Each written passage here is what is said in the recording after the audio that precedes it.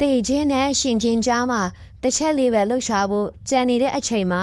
မင်းလက်လျှော့လိုက်မှလားဒါမှမဟုတ်နောက်ဆိုထွက်တဲ့အထိအကောက်ယုံထွက်မှလား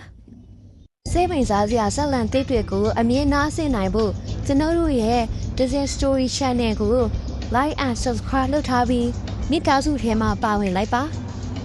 နှုတ်ဦးတွေကဖားနှစ်ကောင်တခါကဖားနှစ်ကောင်ဟာအစာရှာထွက်ရင်မတော်တဆနှုတ်ဦးကြီးကြီးတစ်လုံးထဲကိုပြုတ်ကျသွားပါတယ်ဦးကအရက်နဲ့တလူနှခမ်းသားတွေကလည်းချိုးနေတော့ကန်တက်ဖို့ကမလွယ်လာပါဘူးဖားနှစ်ကောင်ဟာနှုတ်ရည်ထဲမှာကုခတ်ရင်အပြင်ကိုခုန်ထွက်ဖို့မိမျိုးစုံကြိုးစားကြတာပေါ့နာယီတော့ကြအောင်ကုခတ်ပြီးတဲ့နောက်မှာပထမဖားကလေးကစိတ်ပြက်လက်ပြက်နဲ့ပြောလိုက်ပါတယ်ငါတို့မတက်နိုင်တော့ဘူးဒီဦးကအရက်မြင့်နေငါတို့ဘလို့မှခုန်ထွက်နိုင်မှာမဟုတ်ဘူးကူးနေရတာလဲပင်ပန်းလာပြီးအလကားအပင်ပန်းခံမနေတော့ပဲကံကြမ္မာအတိုင်းပဲလက်ခံနိုင်တော့မယ်သူဟာကုခတ်နေတာကိုရက်လိုက်ပြီးနှုတ်တွေထဲနစ်မြုပ်သွားပါတော့တယ်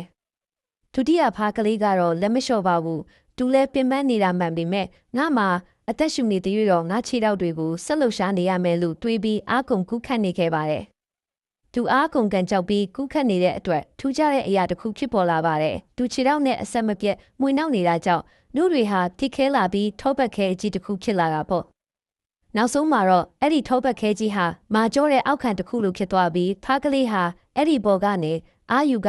အိုးပြင်ဘက်ကိုဘေကင်းကင်းနဲ့ခုန်ထွက်သွားနိုင်ခဲ့ပါတယ်။ပေးချင်တဲ့တင်ကန်းစာကတော့အခက်အခဲတွေကြားမှာလောကလက်မလျှော့ပဲဆက်လက်ကြိုးစားနေမယ်ဆိုရင်မမျော်လင့်မဲ့လူများရလန်းစားကိုတွေ့ရတတ်ပါတယ်။တခါတလေမှာအစိုးစိုးအချီနူတွေကပဲအောင်မြင်မှုအတွက်လေကတဲ့တွေဖြစ်လာတတ်ပါတယ်။